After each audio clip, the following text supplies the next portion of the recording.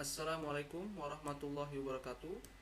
Selamat datang pada seminar usulan proposal Rancang bangun KWH meter pada instalasi rumah berbasis IoT Internet of Things menggunakan microcontroller Arduino Mega 2560. Yang pertama, marilah kita panjatkan puji dan syukur kita atas kehadirat Tuhan Yang Maha Esa, karena atas rahmat dan hidayahnya lah maka seminar ini dapat terlaksana. Yang terhormat, Bapak Ibu dosen penguji dan pembimbing, izinkan saya untuk memperkenalkan diri. Nama saya adalah Abrar Yusa dari Program Studi Pendidikan Teknik Elektro, Fakultas Teknik. Pada penelitian ini, saya ingin menyampaikan 3 hal. Yang pertama adalah pendahuluan dengan isi latar belakang, identifikasi masalah, pembahasan masalah, perumusan masalah, tujuan penelitian, dan manfaat penelitian. Lalu yang kedua adalah tinjauan pustaka dengan isi kerangka teoretik, perangkat keras, perangkat lunak, penelitian relevan, kerangka berpikir. Lalu yang ketiga adalah metodologi penelitian dengan pembahasan tempat dan waktu penelitian, metode penelitian, alat dan bahan penelitian, prosedur penelitian, tahap perencanaan dan perancangan alat, deskripsi kerja alat, teknik pengumpulan data, dan teknik analisis data. Yang pertama adalah pendahuluan. Latar belakang penelitian ini adalah pada tahun 2019, perkembangan ilmu pengetahuan dan teknologi sedang berkembang dengan sangat pesat. Internet of Things dapat diartikan sebagai terhubungnya berbagai benda di sekitar dengan sebuah jaringan internet. Hal ini dapat kita lihat dengan tumbuh dan berkembangnya startup yang mempermudah kehidupan kita sehari-hari. Perkembangan teknologi juga mempengaruhi KWH meter yang digunakan oleh PLN untuk mengukur energi listrik. Sebelum tahun 2008, KWH milik PLN masih menggunakan KWH meter analog. Akan tetapi, pada saat 2008, PLN telah menerapkan KWH meter digital yang menggunakan sistem prabayar secara online. Namun, untuk input token masih harus secara manual dengan menekan tombol yang terpasang pada KWH meter.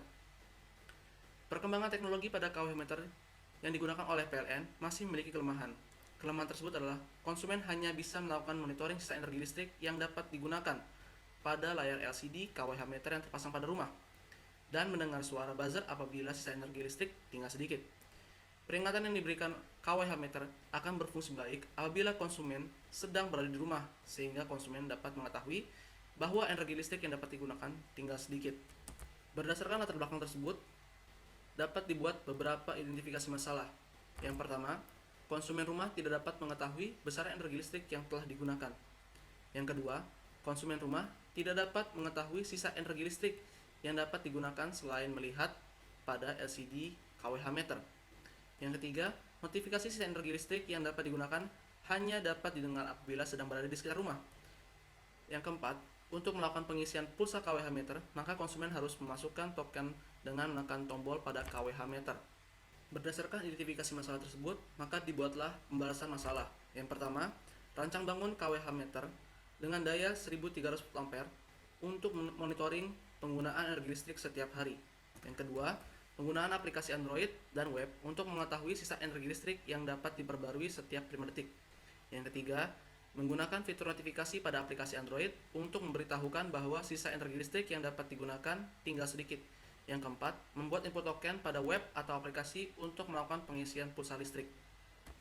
Berikutnya, berdasarkan identifikasi masalah dan pembatasan masalah, maka dibuatlah perumusan masalah, yaitu bagaimana membuat rancang bangun KWH meter yang dapat monitoring penggunaan energi listrik setiap hari.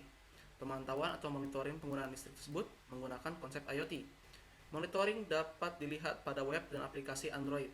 Selain monitoring, perangkat tersebut dapat memberitahu konsumen sisa energi listrik yang dapat digunakan.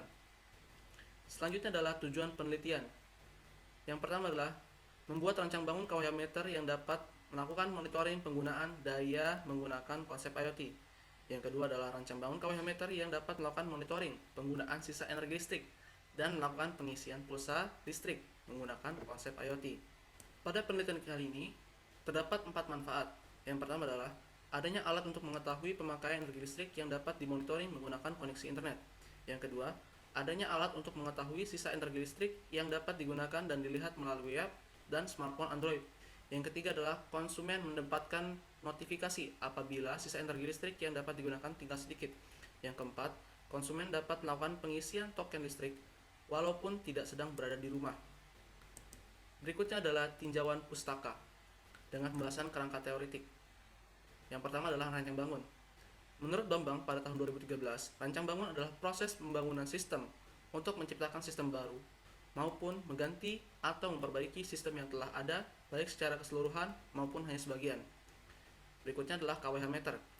KWH atau kilowatt hour meter merupakan salah satu instrumen yang memiliki fungsi utama untuk melakukan pengukuran energi listrik. KWH meter yang dikenal luas adalah masyarakat umumnya adalah KWH meter konvensional, hanya melakukan pengukuran energi aktif, serta hasil pengukurannya hanya dapat dibaca pada tampilan KWH meter tersebut, sehingga dibutuhkan operator manusia yang bertugas melakukan pencetakan data. Berikutnya adalah Internet of Things. Perkembangan penggunaan internet pada era modern ini berlangsung cepat dan menyentuh berbagai aspek dalam kehidupan masyarakat. Salah satu konsep penggunaan internet yang tengah berkembang adalah konsep Internet of Things. Internet of Things (IoT) adalah sebuah konsep dalam pemanfaatan konektivitas internet yang selalu terhubung setiap saat, dikutip dari Hidayat pada tahun 2018. Selanjutnya adalah daya. Daya merupakan jumlah energi listrik yang digunakan untuk melakukan usaha di dalam sistem tenaga listrik. Daya terbagi menjadi tiga. Yang pertama adalah daya semu. Daya semu adalah daya yang dihasilkan oleh perkalian antara tegangan dan arus dalam suatu jaringan. Yang kedua adalah daya aktif. Daya aktif adalah daya rata-rata yang sesuai dengan kekuatan sebenarnya ditransmisikan atau dikonsumsi oleh beban. Yang ketiga adalah daya reaktif. Daya reaktif adalah jumlah daya yang diperlukan untuk pembentukan medan magnet. Berikutnya adalah perangkat keras. Pada penelitian ini, saya menggunakan 4 perangkat keras utama.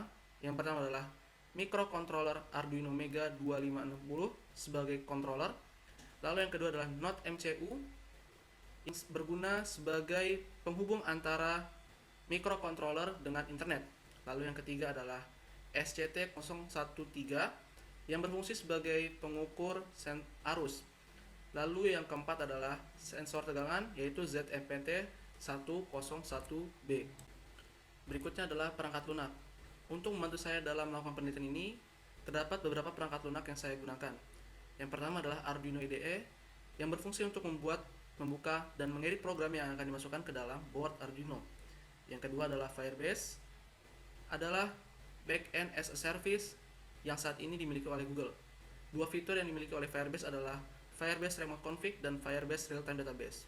Microsoft Visual Studio Code yang merupakan sebuah perangkat lunak lengkap yang dapat digunakan untuk melakukan perkembangan aplikasi, baik itu aplikasi bisnis, aplikasi personal, ataupun komponen aplikasi dalam bentuk aplikasi konsol, aplikasi Windows, ataupun aplikasi web. Yang terakhir adalah MIT App Inventor. MIT App Inventor adalah lingkungan pemrogram visual yang intuitif yang memungkinkan semua orang, bahkan anak-anak, untuk membangun aplikasi yang berfungsi penuh untuk smartphone dan tablet. Selanjutnya adalah kerangka berpikir. Rancang bangun dari KWH meter pada instalasi rumah berbasis IoT yang akan dibuat oleh peneliti menggunakan sumber listrik dari PLN. KWH meter akan membaca tegangan dan arus dari PLN, lalu dikalkulasikan untuk mendapatkan nilai daya dan sisa pulsa energi yang dapat digunakan. KWH meter akan mengirim nilai daya dan sisa energi ke database. Selain itu, KWH meter akan membaca penambahan energi yang dilakukan apabila terjadi top up pulsa. Apabila tidak terdapat sisa energi listrik yang dapat digunakan, maka KWH meter akan memutus aliran listrik. Untuk mengisi pulsa, dapat dengan membuka halaman web atau aplikasi dan mengisi pada kolom yang telah disediakan. Berikutnya adalah penelitian relevan. Untuk membantu dalam pembuatan rancang bangun KWH meter ini, peneliti menggunakan beberapa referensi. Yang pertama, Dadan Nur Rahmadani dan kawan-kawan pada tahun 2015 dengan judul jurnal Rancang Bangun dan Implementasi Alat Ukur dan Sistem Informasi pada Listrik Satu Fasa. Lalu yang kedua adalah Hidayat Nur Isnianto dan Esti Puspita Ningrum pada tahun 2018 pada jurnal yang berjudul Monitoring Tegangan Arus dan Daya secara Real Time untuk Perbaikan Faktor Daya secara Otomatis pada Jaringan Listrik Satu Fasa berbasis Arduino. Selanjutnya pembahasan yang terakhir adalah metodologi penelitian. Tempat dan waktu penelitian. Penelitian ini dilaksanakan di Laboratorium Pengukuran Listrik Program Studi Pendidikan Teknik Elektro Fakultas Teknik Universitas Negeri Jakarta, Rawamangun, Jakarta Timur.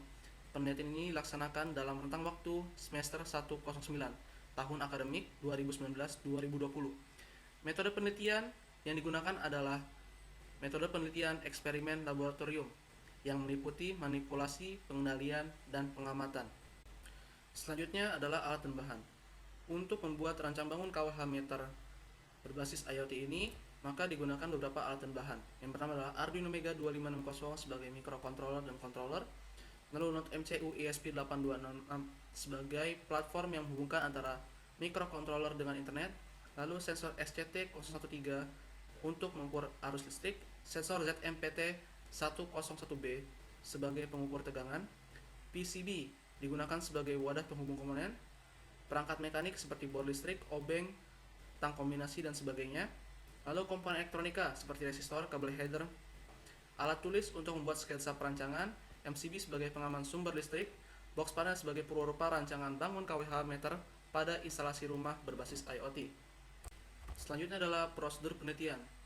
Pada penelitian ini terdapat beberapa tahapan, dimulai dari identifikasi masalah, studi literatur dalam menentukan produk, perancangan desain alat, analisis kebutuhan sistem, pengumpulan bahan dan alat, perakitan dan pembuatan alat, pengujian KWH meter IoT, lalu menganalisa hasil rancang produk, lalu kesimpulan.